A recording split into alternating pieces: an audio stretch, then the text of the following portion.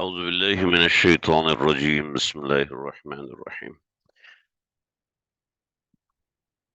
عما يتساءلون عن النبأ العظيم الذي هم فيه مختلفون كلا سيعلمون ثم كلا سيعلمون.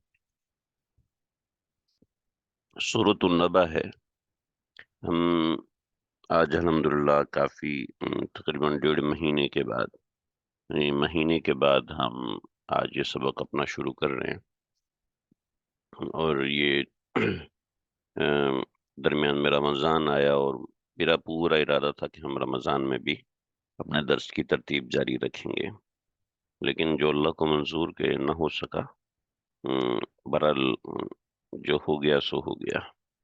اب آگے مجھے کسی نے مشورہ دیا تھا کہ ہم 9 پارے کی بجائے ہم اما پارہ ایک دفعہ پڑھ لیں، کہ اس سے یہ ہے کہ بہت سی چیزیں ہیں. اما پارہ عام طور پر سب کی نماز کی ترتیب میں ہوتا ہے. جو غیر حافظ ہوتے ہیں ان کو بہت سی صورتیں یاد ہوتی ہیں، تو غیر حفاظ کو صورتیں اما پارے کی یاد ہوتی ہیں، تو اس کا ترجمہ ہو جائے گا اما پارہ دوسروں کی نسبت آسان ہے. آسان بھی ہے اور صورتیں بھی چھوٹی چھوٹی ہیں، تو اس لحاظ سے اس میں زیادہ فائدہ ہے. اور تیسرا کہ اس میں چھوٹی چھوٹی جو صورتیں ہیں وہ کافی فائدہ مند ہیں، جیسے سورہ اخلاص ہے، سورہ ناس ہے، اور اس کے اندر پورا پورا بڑا اہم مضمون ہے. تو ہم نے درس ترجمہ قرآن پہلے پارے سے شروع کیا تھا، لیکن یہ ہے کہ اس وقت اما پارہ پہلے ہو جاتا تو اچھا تھا، لیکن انشاءاللہ کوئی بات نہیں. بہرحال یہاں سے اما پارہ شروع ہو رہا ہے. سورہ نبا ہے، اور سورہ نبا کا جو معاملہ ہے وہ ایسا ہے کہ میری سلائڈ تھوڑی سیٹ نہیں ہو رہی. اس میں 4 مضامین ہیں. پہلا مضمون یہ ہے، دوسرا مضمون یہ ہے، تیسرا مضمون یہ ہے، چوتھا مضمون یہ ہے. منکرین سے زجر و شکوہ ہے. زجر مطلب ان کے ساتھ سخت سخت زبان اللہ رب العزت نے بولی ہے منکرین کے ساتھ. اور ابتدا کی 5 آیات میں، ٹھیک ہے، 1 سے 5 آیت تک. پھر آیت نمبر 5 سے آگے تک کچھ دلائل عقلیہ دیے ہیں، ٹھیک ہے. پھر وقوع قیامت کا ذکر ہے، اور پھر انجام فریقین. اب وقوع قیامت کا ذکر کیوں ہے، ہم اس کو سورت میں پڑھتے ہیں. میں نے اس میں مضمون کا عنوان لگایا ہوا ہے، اور مضامین جیسے ہم پہلے ترتیب رکھتے ہیں مضامین کی تقسیم کی، اس لحاظ سے رکھتے ہیں. سورہ نبا. نبا عربی میں خبر کو کہتے ہیں، یعنی سورہ نبا کا مطلب خبر والی صورت. اصل میں مشرکین کو کے کچھ سوالات تھے. وہ سوالات عجیب و غریب تھے. وہ سوالات سمجھنے کے لیے نہیں تھے، وہ سوالات محض استہزاء کے لیے تھے، مذاق اڑانے کے لیے.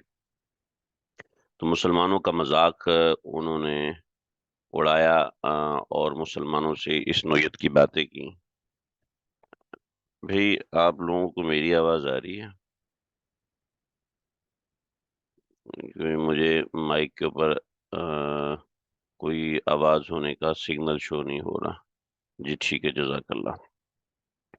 تو سورہ نبا مکے میں نازل ہوئی. آپ کو پتہ ہے کہ صورتوں کی 2 قسمیں ہیں. کچھ صورتیں مکی ہیں، کچھ صورتیں مکی ہیں، کچھ صورتیں مکی ہیں، اور کچھ صورتیں مدنی ہیں. مکی صورتیں ہجرت سے پہلے نازل ہوئیں، مدنی صورتیں بعد از ہجرت نازل ہوئیں. ٹھیک ہے. اس تقسیم کا مقصد یہ ہے کہ مکہ کی آڈینس الگ تھی، ٹھیک ہے، اور مدینے کی آڈینس الگ تھی، ٹھیک ہے. مکہ کی آڈینس ڈائریکٹلی مشرکین تھے، جن کا اصل مضمون انکار قیامت، ٹھیک ہے، انکار قیامت، ذات باری تعالیٰ کا انکار، ٹھیک ہے، اس طرح کی چیزیں. اور مدینے اور انکار رسالت. ٹھیک ہے. اور مدینے کی آڈینس میں زیادہ تر یہود تھے جو مقابلین تھے، ماننے والے مسلمان تھے. ٹھیک ہے. اور کچھ منافقین تھے. تو مدینے کی آڈینس اگرچہ زیادہ تھی، لیکن یہ زیادہ آڈینس خطرناک تھی. ٹھیک ہے. کیونکہ مسلمان نہ صرف یہ کہ مسلمان 60-70 سال کی زندگی کے لیے تیار ہوتا ہے، بلکہ مسلمان نسل در نسل تیار ہوتا ہے. ٹھیک ہے.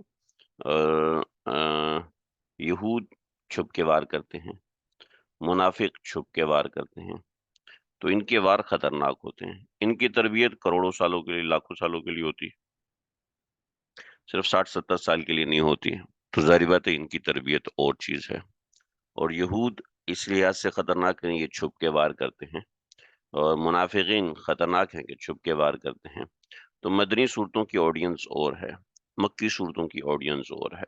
تو مکی صورتوں میں جو اللہ رب العزت نے باتیں فرمائی ہیں وہ عام طور پر انکار قیامت کے رد میں، ذات باری تعالیٰ کے انکار کے رد میں، رسالت کے انکار کے رد میں. تو یہ صورت چونکہ مکی صورت ہے، تو اس صورت کے اندر مشرکین جو تھے ان کا معاملہ تھا. اس کی طرف میں آتا ہوں. یہ صورت نمبر 80 ہے، یعنی نزول کے اعتبار سے صورت نمبر 80 ہے. دیکھیں جی، سب سے پہلے صورت جو نازل ہوئی وہ اقرا نازل ہوئی. ٹھیک ہے. اس کے بعد سورہ مزمل نازل ہوئی. نہیں، سورہ مدثر نازل ہوئی. ٹھیک ہے. اس کے بعد سورہ مزمل نازل ہوئی. ٹھیک ہے. اس کے بعد سورہ فاتحہ نازل ہوئی.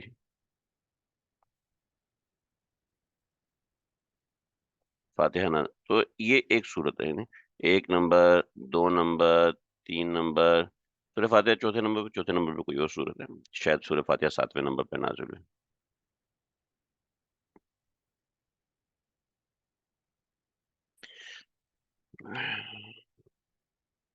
تو یہاں تک امید ہے بات سمجھ میں آ گئی ہوگی. تو یہ ہے، اس کو کہتے ہیں ترتیب نزولی.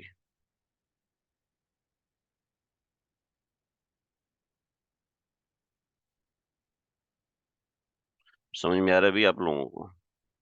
بار بار سلائڈ بدل رہی ہے تو ہو سکتا ہے اس سے آپ لوگوں کو مشکل ہو رہی ہو. یہ ہے ترتیب نزولی. ٹھیک ہے. مجھے ساتھ ساتھ رسپونڈ کر دیا کریں، جی لکھ کے، ہاں ہاں لکھ کے، جو بھی ہے. تو تاکہ مجھے پتا ہو کہ آپ لوگ انگیج ہیں. ایسا نہیں کہ ساتھ ساتھ کھانا بنا رہے ہوں، ساتھ ساتھ پڑھائی کر رہے ہیں، ساتھ ساتھ گاڑی چلا رہے ہیں، ساتھ ساتھ پڑھ رہے ہیں. ٹھیک ہے، وہ دفتر کا کام ہے، یہ وہ کام ہے. تو مجھے ایٹ لیسٹ پتا ہو کہ کون لوگ، کتنے لوگ دھیان سے سن رہے ہیں. بقیہ لوگ جیسے بھی سنیں. بعد میں بھی لوگ سنتے ہیں، کئی ایسے ساتھی ہیں جو کہ دفتر جاتے وقت گاڑی میں لگا لیتے ہیں اور آرام سنتے ہوئے جاتے ہیں. وہ ایک درس کو کئی مرتبہ سنتے ہیں، پھر بیاض بناتے ہیں. تو بعض لوگ بعد میں سنتے ہیں. لیکن یہ ہے کہ آن دا اسپوٹ جتنے لوگ ہیں، مجھے پتا ہو کہ یہ لوگ میرے ساتھ انگیج ہیں، پڑھ رہے ہیں یا نہیں پڑھ رہے. تو دیکھیں، اس کو کہتے ہیں ترتیب نزولی. تو نزولی ترتیب کے اعتبار سے یہ صورت نمبر 80 ہے. آپ لوگوں نے قرآن مجید کو میں دیکھا ہوگا، اس جگہ پر تو نہیں لکھا ہوا، اس قرآن مجید میں نہیں لکھا ہوا. ٹھیک ہے.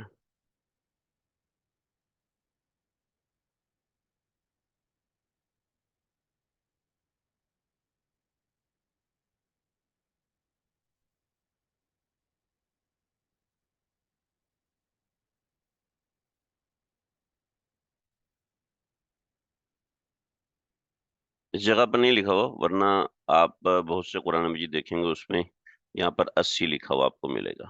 ٹھیک ہے. 80 لکھا گا، 80 کا مطلب ہے کہ یہ سورت نمبر 80 ہے.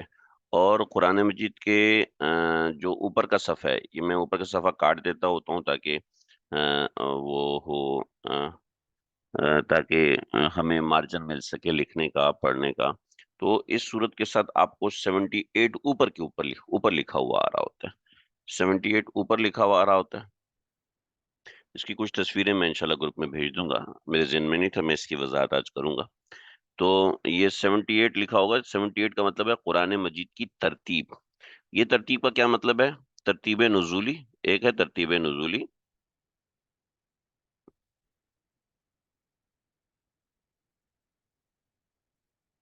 ایک ہے ترتیب نزولی جو یہ ترتیب ہے اس کے حساب سے یہ سورت نمبر 80 ہے. اور ایک ہے ترتیب قرآنی.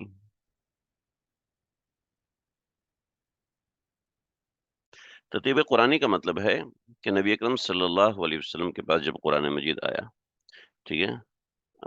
جی انٹرنیٹ کا پرابلم ہو رہا تھا، اس وجہ سے کٹ رہی ہے، ابھی امید ہے صحیح ہوگی.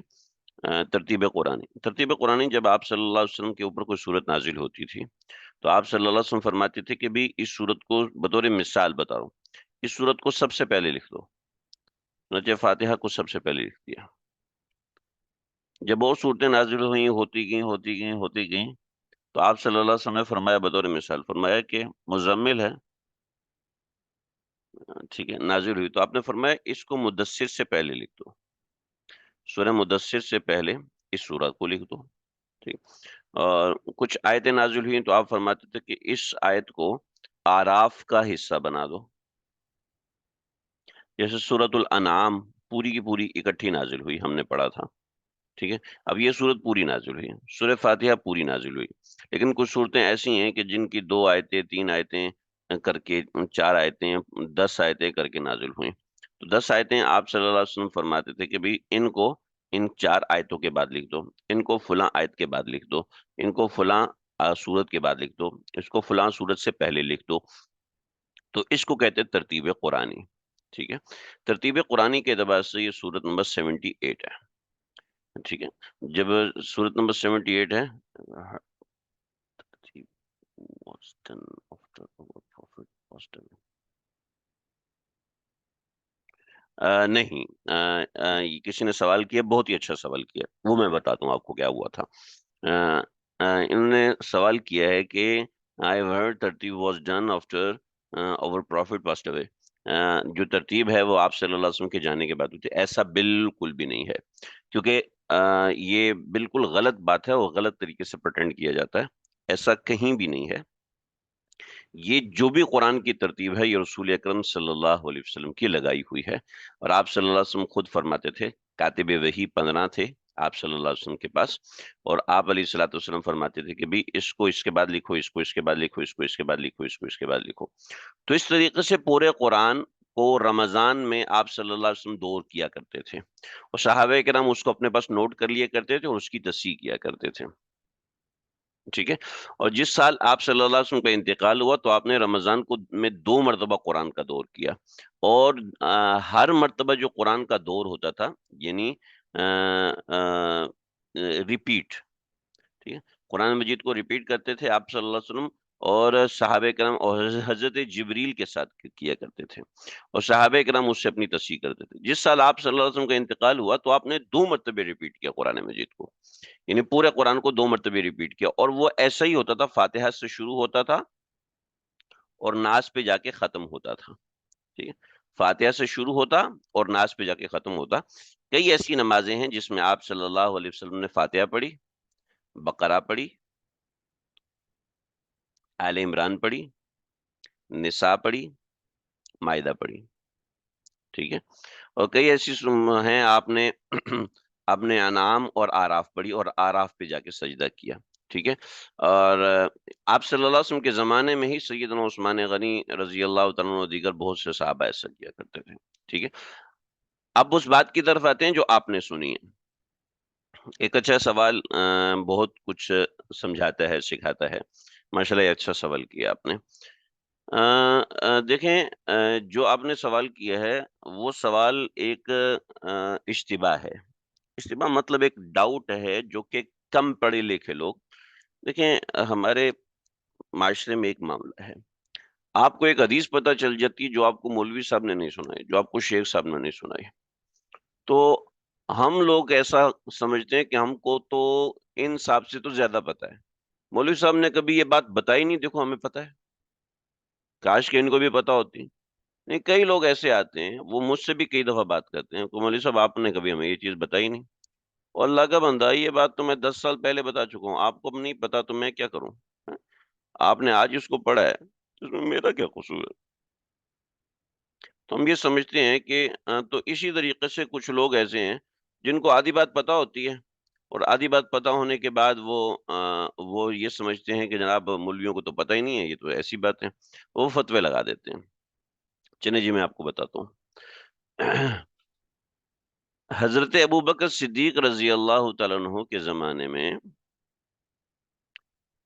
قرآن مجید کے بہت سے نسخے تھے، بہت سے نسخے تھے، اور کسی کے پاس کاغذ پہ لکھا تھا، کسی کے پاس کھجور کے پتے پر لکھا ہوا تھا، کسی کے پاس کھال پر لکھا تھا، کسی کے پاس پتھر پر لکھا تھا، کسی کے پاس لکڑی کی تختی پر لکھا ہوا تھا، اور یعنی جس کے جتنے ذرائع تھے انہوں نے اس طریقے سے اپنے پاس جمع کیا تھا۔ حضرت عمر ابن خطاب رضی اللہ عنہ نے فرمایا کہ دیکھو، کسی نے کھجور پہ لکھا ہوا ہے، کسی نے کھال پہ لکھا ہوا ہے، یہ سارے متفرق ہیں، اگر کل کو کسی نے اس میں شوشہ چینج کر دیا تو ہم کیا کریں گے؟ قصہ مختصر یہ کہ حضرت ابوبکر صدیق نے زید بن ثابت رضی اللہ عنہ کو لگایا کہ سارے لوگ اپنے نسخے یہاں جمع کرائیں، زید بن ثابت کے پاس، ٹھیک ہے؟ اور سب لوگ اپنے نسخے جب یہاں جمع کرائیں گے تو جمع کرانے کے بعد حضرت زید بن ثابت نے کہا کہ بھی آپ نے جو نسخہ ہے کاغذ کے اوپر میں نے لکھا ہوا، میں جا کے کہہ دوں یہ میں نے اللہ کے نبی سے لکھوایا؟ نہ بھائی، ایسا نہیں، اس نسخے کے اوپر مجھے 2 گواہ چاہیے، 2 گواہ گواہی دیں گے تب میں مانوں گا، ورنہ یہ رد ہے۔ اس کے اوپر 2 گواہ چاہیے، اس کے اوپر 2 گواہ چاہیے، اس کے اوپر 2 گواہ، ان سب کے اوپر 2 گواہ چاہیے۔ چنانچہ ان نسخوں کو جمع کیا گیا اور جمع کر کے ایک شکل دی گئی، ایک صحیفے کی شکل دی گئی۔ جب ایک صحیفے کی شکل دی گئی تو وہ صحیفہ بنا مصحف، ٹھیک ہے؟ یہ جو مصحف بنا تو یہ جمع قرآن ہوا، سمجھ؟ ایسا نہیں ہے کہ صحابہ کرام نے اپنی طرف سے کیا، نہیں آپ کنفرم کر سکتے ہیں نا، میں نے منع تو نہیں کیا، میں تو بہت اپریشیٹ کرتا ہوں ایسے سوالوں کو۔ تو یہ چونکہ ہمارے معاشرے میں آپ کا یہ پہلی دفعہ کسی نے سوال نہیں کیا مجھ سے، یہ مجھ سے بے شمار لوگ سوال کر چکے ہیں، یعنی وہ لوگ جو کہ مسلمان ہونے کے بعد مرتد ہوئے اور مرتد ہونے کی بنیادی وجہ یہ بتائی جو آپ نے سوال کیا کہ قرآن تو صحابہ نے جمع کیا، اللہ کے نبی نے تو جمع ہی نہیں کیا، لہٰذا ہم تو صحابہ کو مانتے ہی نہیں۔ اللہ امان والحفیظ، اللہ حفاظت فرمائے۔ تو یہ دیکھیں، تو یہ جمع قرآن ہوا، ٹھیک ہے؟ تو یہ جو جمع قرآن ہوا ہے ایسا نہیں ہے کہ حضرت ابوبکر صدیق نے اپنی طرف سے کیا ہے، بلکہ یہ پوری ترتیب ہے۔ امید ہے بات سمجھ میں آگے آگے چلیں جی۔ اب قرآن مجید جو ہے وہ مختلف قرت پہ جمع تھا، یعنی عرب کے اندر میں آپ سے کہہ دوں بڑی مہربانی بھائی، میں آپ سے کہہ دوں بہت شکریہ، میں آپ سے کہہ دوں تھینک یو، میں آپ سے کہہ دوں بہت اچھا کیا، سب کا مطلب ایک ہے نا، سب کا مطلب سیم ہے، ٹھیک ہے؟ یہ سب کا مطلب سیم ہے، سیم میننگز ہیں۔ اب یہ سب اردو میں ہے نا، اردو میں تھینک یو بھی اردو میں ہی ہو گیا بھائی، چلو اگر کسی کو مسئلہ ہو تو تھینک یو کاٹ دیتے ہیں۔ اب بڑی مہربانی، بہت شکریہ، دونوں کا مطلب کیا ہے؟ سیم ہے۔ ایسے قرآن نازل ہوا تھا تو کچھ ایسے الفاظ استعمال کیے جن کا مطلب سیم ہے، جس سے قرآن نازل ہوا مالک یوم الدین، ٹھیک ہے؟ اور یہ بھی پڑھا گیا ملک یوم الدین، کہ قرآن مجید 7 حروف پہ نازل ہوا ہے، ایسا نہیں کہ صرف مالک یوم الدین کے ساتھ، ملک یوم الدین کے ساتھ بھی نازل ہوا ہے، ٹھیک ہے؟ ایاک نعبد و ایاک نستعین اہدنا الصراط المستقیم، اہدنا الصراط المستقیم، ٹھیک ہے؟ اہدنا الصراط المستقیم یہ بھی ہے، اہدنا الصراط المستقیم یہ بھی، دونوں کا معنی ایک ہی ہے، لیکن یہ قرأت مختلف ہے، یہ قرأت مختلف ہے۔ وَيْلٌ لِكُلِّ هُمَزَةٍ لُمَزَةٍ الَّذِي جَمْعَ مَالًا وَعَدَّدَهُ يَحْسَبُ أَنَّ مَالَهُ أَخْلَدَهُ، حالانکہ ہے وَيْلٌ لِكُلِّ هُمَزَةٍ لُمَزَةٍ الَّذِي جَمْعَ مَالًا وَعَدَّدَهُ، یحسب ان مالہ. اب یہ مختلف قرت تھی، ان مختلف قرت کو ایک صحیفے پر حضرت عثمان نے کیا کہ کسی کے پاس وہ قرت ہے، کسی کے پاس یہ قرت ہے. تو یہ کیا کہ الحمدللہ سے شروع کیا، ٹھیک ہے. اب مالک یوم الدین، مالک یوم الدین اصل ہے تو اس کے ساتھ اوپر لکھ دیا ملک یوم الدین، ٹھیک ہے. صراط الذین انعمت علیہم، ٹھیک ہے. تو صراط الذین تو لکھا ہوا ہے لیکن اس کے ساتھ لکھ دیا زراط، یہ لکھ دیا، یہ صحیفہ تھا، ٹھیک ہے. تو یہ حضرت عثمان کے زمانے میں. تو حضرت علی نے کیا کیا، چونکہ حضرت علی کے زمانے میں بہت سے غیر عرب علاقوں میں قرآن پھیل چکا تھا، تو پھر کیا کیا، الحمد، یہ اعراب لگوا دیے حضرت علی نے، ٹھیک ہے. پھر آگے وقت بڑھتا گیا تو الحمد للہ رب العالمین الرحمن الرحیم، میں پتہ ہی نہیں رکنا کہاں پر ہے. تو جہاں جہاں رسول اللہ صلی اللہ علیہ وسلم رکے تھے وہاں پر آیت کا نشان بنا دیا گیا، ٹھیک ہے. تو یہ جمع قرآن ہے، اصل تو وہ ہے. آپ نے بہت اچھا سوال کیا جس سے بہت سی چیزیں کھلی ہیں اور اس سے فائدہ ہی فائدہ ہے. چلے جی آتے ہیں. تو یہ سورہ نمبر 78 ہے ترتیب قرآنی کے اعتبار سے. امید ہے بات آپ حضرات کو سمجھ میں آ گئی ہوگی. اور ترتیب نزولی کے اعتبار سے سورہ نمبر 80 ہے، سورت نمبر 80 ہے. بات سمجھ میں آ گئی بھائی؟ آگے بڑھیں ہم لوگ.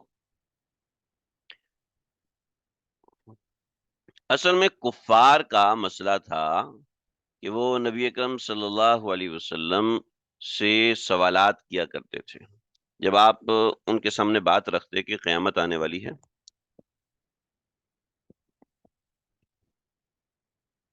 اپنے اچھے برے اعمال کا حساب آپ کو وہاں پر دینا پڑے گا،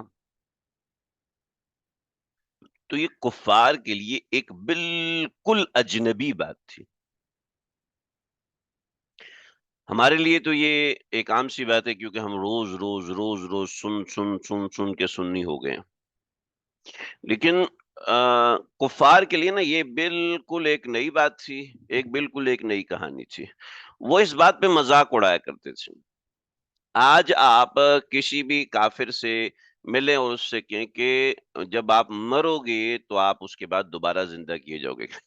واہ پاگل ہو گئے، کتنا بے وقوف آدمی ہے، کیسی باتیں کرے. مرنے کے بعد کبھی کوئی دوبارہ زندہ ہوا؟ آج تو کوئی دنیا میں مثال دو، کوئی دنیا میں اس طرح کی بڑی بڑی باتیں کرے گا. کیوں؟ وہ اس کنسپٹ سے کو جانتا ہی نہیں. ایسے ہی آپ علیہ الصلوۃ والسلام نے جب یہ بات کثرت سے کہی کہ مرنے کے بعد دوبارہ زندہ کیے جاؤ گے، مرنے کے بعد دوبارہ زندہ کیے جاؤ گے، مرنے کے بعد دوبارہ زندہ کیے جاؤ گے، تو وہ اس کا مذاق اڑاتے تھے. اور اس کا مذاق اڑانے کے لیے وہ آپس میں طرح طرح کی باتیں کرتے تھے، ٹھیک ہے. اور پیغمبر علیہ الصلوۃ والسلام سے اختلاف کرتے تھے. تو اللہ رب العزت نے اس خبر، یعنی جو خبر آپ علیہ الصلوۃ والسلام نے دی، اس خبر کے بارے میں مکمل ایک سورہ نازل کی. یہ مکمل ایک مضمون ہے. کاش کہ کوئی غیر مسلم اس کو پڑھ کے مسلمان ہو جائے، اس کو سمجھ میں آ جائے کہ واقعتاً یہ مضمون ہے، واقعتاً یہ خبر ہے کہ اللہ رب العزت نے خبر دی ہے. اور نہ صرف یہ کہ خبر دی ہے بلکہ اس خبر کو ثابت بھی کیا ہے. اور خبر کو ثابت کرنے کے لیے چونکہ یہ لوگ یہ سمجھتے ہیں نا، چونکہ یہ بات عقل میں نہیں آتی، جب عقل میں نہیں آتی تو لہٰذا اس کو دلائل بھی عقلی دلائل دیے. چنانچہ سب سے پہلے اللہ رب العزت نے زجر کیا کہ یہ ایسی بات نہیں ہے جو عقل کے خلاف ہے، ایسی بات نہیں ہے جو فہم کے خلاف ہے. اور دوسری بات یہ ہے کہ اللہ رب العزت نے ایسے لوگوں کا رد کیا، وہ بڑے زور کے ساتھ رد کیا. اللہ، کسی کا سوال ہے؟ میں دیکھتا ہوں. پر وہ تو حضرت عیسیٰ اور موسیٰ کے ماننے والے تھے، پھر ان کا تو پتہ ہوگا. Even Hindu has some belief in heaven.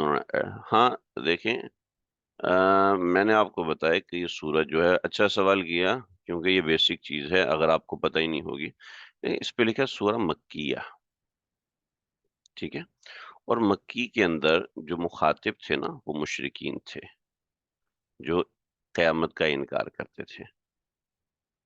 لہذا مشرکین، مکہ میں آڈینس مشرکین تھے وہ قیامت کا انکار کرتے تھے، اور یہ سورت دیکھیں مکیہ، مکی صورت ہے، ٹھیک ہے۔ تو کفار جو ہے وہ قیامت کا انکار کیا کرتے تھے، لہٰذا یہ انہی کے رد میں لکھی گئی ہے، مشرکین کے رد میں نہیں، عیسائیوں اور یہودیوں کے رد میں نہیں لکھی گئی۔ آج کل کے عیسائی اور یہودی جو ہیں وہ اصل میں کوئی عیسائی یہودی نہیں ہے، وہ تو اصل میں مشرکین ہیں، کیونکہ ان کا بلیو ہی نہیں ہے۔ ایک میرے ایک ساتھی ہیں، بہت ہی اچھے ساتھی، اللہ ان کو خوش رکھے، بڑے میرے سمجھ لے محسنین میں سے ہیں، بڑے ہی اچھے آدمی ہیں۔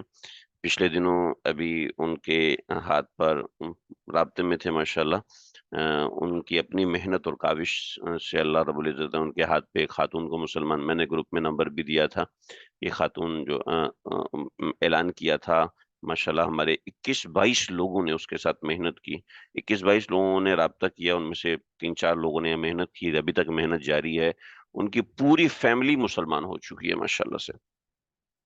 تو اصل میں وہ مجھ سے انہوں نے کہا کہ بھئی یہ جو ہے فلاں میرا ساتھی ہے، وہ اس سے شادی کرنا چاہتا ہے، تو میں نے کہا کہ میں کیسے بتا دوں کہ وہ تو کرسچن ہے، تو میں نے کہا کہ بھی دیکھیں میں کچھ سوالات کروں گا۔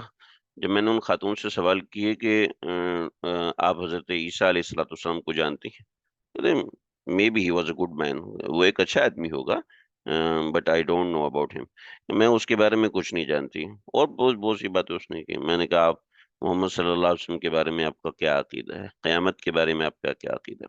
میرا کوئی اتنا ایکسپیرینس نہیں ہے، لیکن مجھے جو 4-5 ایکسپیرینس ہوئے، جو 4-5 چیزیں میرے سامنے آئیں، اور اس کے علاوہ بہت سے لوگوں نے اپنے بہت سے معاملات بتائے کہ آج کل کے عیسائی اور آج کل کے یہودی، خیر یہودیوں کی بات الگ ہے، عیسائیوں کی بات کر رہا ہوں، ان کو عام طور پہ قیامت کے بارے میں کوئی کانسیپٹ نہیں، جیزس کے بارے میں اتنا کانسیپٹ ہے کہ جیزس بہت نیک انسان تھے اور یہ وہ، قیامت کے بارے میں ان کو پتہ ہی نہیں، ڈومز ڈے بس جب انسان مر گیا تو بس ختم ہو گیا، اس کے بعد تو کچھ بھی نہیں ہے۔ تو عام طور پہ اور ایتھیزم دنیا میں بہت زیادہ پھیل رہا ہے، حتیٰ کہ مسلمان بھی ایتھیزم کی طرف جا رہے ہیں، دہریت کی طرف جا رہے ہیں۔ تو خیر، تو یہ بات ہے، امید ہے بات سمجھ میں آ گئی ہوگی۔ دیکھیں جی، اب ہم سورت کی طرف جاتے ہیں۔ یہ بات مشرکین انکار کیا کرتے تھے، تو پہلا مضمون یہاں سے شروع ہو رہا ہے، زجر ہے اور شکوہ ہے۔ زجر مین کریٹیسائز ہے، کریٹیسائز کیا جا رہا ہے ان کو کہ تم لوگ کسی غلط چیز کے بارے میں سوچ رہے ہو، غلط انداز میں سوچ رہے ہو۔ عما یتساءلون، عما جو لفظ ہے نا، عما، یہ ہے ان اور ما، ان اور ما، یتساءلون، ان ما یعنی ان ما، کس چیز کے بارے میں، یتساءلون یہ لوگ سوال کرتے ہیں، کس چیز کے بارے میں یہ لوگ سوال کر رہے ہیں؟ اما، کس چیز کے بارے میں یہ لوگ سوال، کچھ تھوڑی سی وضاحت میں نے یہاں پہ لکھی ہے، بھی آپ نے بیاض کے اندر مکمل یہ نہیں اتارنا، اب بس کام کی باتیں اتاریے گا جو میں نے بھی باتیں بتائی۔ عن النبا، عن بارے میں، نبا خبر، العظیم بڑی خبر، عن النبع العظیم بڑی خبر کے بارے میں، عن النبع العظیم بڑی خبر کے بارے میں، اور یہاں اگر سیاق کے حساب سے ترجمہ کیا جائے زبردست خبر کے بارے میں۔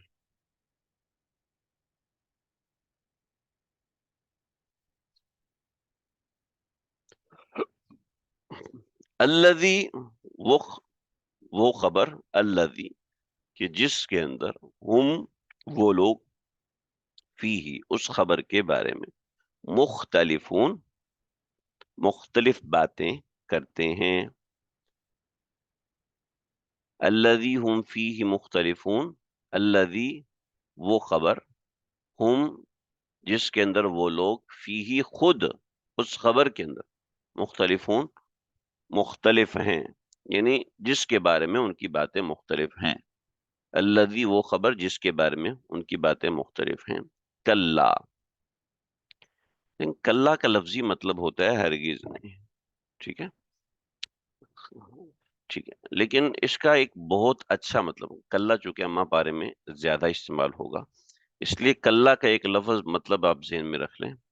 کلّا کا لفظی مطلب جو ہماری تفاسیر میں تراجم میں لکھا ہے وہ مطلب ہے ہرگز نہیں.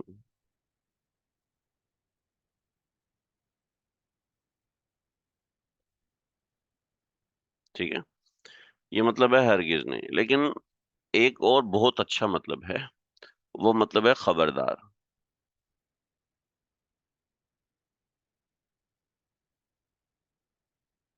ٹھیک ہے. اصل میں یہ خبردار اس کا کوئی مطلب نہیں ہے، معنی نہیں ہے، لفظی معنی نہیں، مطلب ہے. دیکھیں، ہم بعض کلمات ایسے استعمال کرتے ہیں جو اٹینشن گیننگ ہوتے ہیں. ٹھیک ہے، اٹینشن گیننگ ہوتے ہیں. جیسے جیسے ہیلو. ہیلو. اب ہیلو، اس کا بہت لوگوں نے بولا جی یہ ہیلو ہیل سے نکلا ہے، ہیل سے یہ مطلب ہوتا ہے. نہیں جی، بعض کہتے ہیں نہیں جی یہ تو جو گراہم بیل ہے یا پھر مارکونی ہے، یہ اس کی بیوی تھی، یہ اس کا نام ہیلو تھا، وغیرہ وغیرہ. تو اس کی تاریخ اپنی جگہ پر ہوگی، ہمیں اس سے کوئی واسطہ نہیں. لیکن ہم ہیلو اس لیے نہیں کہتے کہ جہنمی، ہم ہیلو اس لیے نہیں کہتے کہ اس کی بیوی تھی، بلکہ ہم ہیلو اٹینشن کے نہیں کہتے ہیں. ہم یہ جو گلا صاف کر رہے ہیں یہ اٹینشن گیننگ ہوتے ہیں. یعنی باڈی لینگویج میں بہت سی چیزیں ہوتی ہیں جو اٹینشن گیننگ ہوتی ہیں. تو اٹینشن گیننگ کے لیے کچھ الفاظ استعمال کیے جاتے ہیں جس کو عربی میں حروف تنبیہ کہتے ہیں. حروف تنبیہ اور حروف تنبیہ تو کچھ اور ہوتے ہیں، لیکن یعنی کسی بات کی توجہ حاصل کرنے، الرٹ کرنے کے لیے، الرٹنگ ورڈز. جیسے سائرن بج رہا ہے. ٹھیک ہے، اب سائرن جو بج رہا ہے، یہ سائرن یہ اس کا کیا مطلب ہوتا ہے جی؟ سائرن کا کوئی ترجمہ بتا سکتا ہے؟ بج رہا ہے تو اس کا کوئی مطلب ہے نہیں، کوئی مطلب نہیں ہے. بتائیے، اٹینشن گیننگ لفظ ہے. تو کلا، خبردار کرنا. کلا سیعلمون، خبردار. سیعلمون، انہیں پتہ چل جائے گا. دیکھیں، یعلمون کا مطلب ہے پتہ چل جائے گا. ٹھیک ہے، اور یعلمون کے ساتھ اگر سین لگ جائے تو بتاؤ جلدی پتہ چل جائے گا.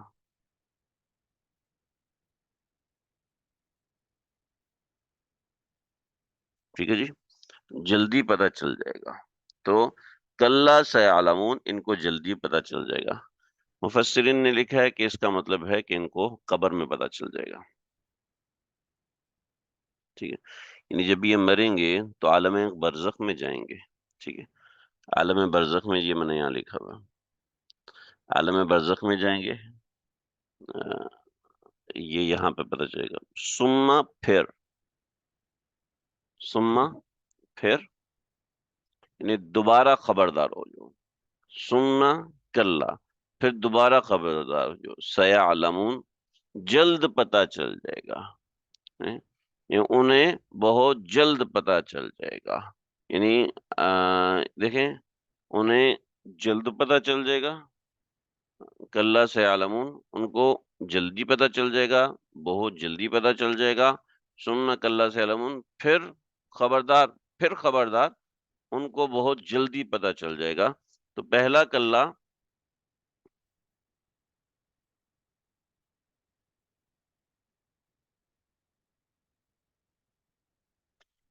کلا سیعلمون، پہلا کلا سیعلمون عالم برزخ کے بارے میں، عالم برزخ میں پتہ چلے گا. اور عالم برزخ کے بعد دوسرا عالم، عالم قیامت آتا ہے. ثم کلا سیعلمون، ان کو بہت جلدی پتہ چل جائے گا. یہ دوسرا کلا سیعلمون قیامت کے بارے میں ہے، کہ یہ جس چیز کے بارے میں استہزاء کر رہے ہیں نا، اس بارے میں ان کو پتہ چل جانا ہے. کوئی یعنی آپ لوگ ٹینشن مت لو، آپ ان کو پتہ چل ہی جائے گا. ٹھیک ہے، لیکن ابھی کے لیے ہم جو بتا رہے ہیں، انٹرنیٹ پرابلم. ہاں، ابھی کے لیے جو ہم بتا رہے ہیں وہ کچھ دلائل عقلیہ ہیں. دلائل عقلی سمجھ لو کہ کون سے دلائل عقلی ہیں. آج کے لیے بس اتنا کافی ہے. آ، یہاں دوسرا مضمون دلائل عقلیہ کا ہے، انشاءاللہ ہم اس کو کل پڑھیں گے. بہشتی زیور کا سبق انشاءاللہ ہمارا بدھ سے شروع ہوگا، اور وہ ہم انشاءاللہ کتاب الحج پڑھیں گے. اور کل بھی ہمارا صرف قرآن کا سبق ہوگا. ہم کتاب الحج پڑھیں گے، اور کتاب الحج جو ہے حج کے جتنے احکامات ہیں اس کے اندر آئیں گے. کچھ لوگ حج پہ جا رہے ہیں اور کچھ لوگ حج پہ نہیں جا رہے، تو ایٹ لیسٹ آپ کو پتا ہونا چاہیے بنیادی مسئلے، بنیادی چیزیں، کون سی چیز سنت ہے، کون سی چیز نفل ہے، کون سی چیز واجب ہے. پتا ہو تو انشاءاللہ اس سے فائدہ ہوگا. السلام علیکم ورحمۃ اللہ وبرکاتہ.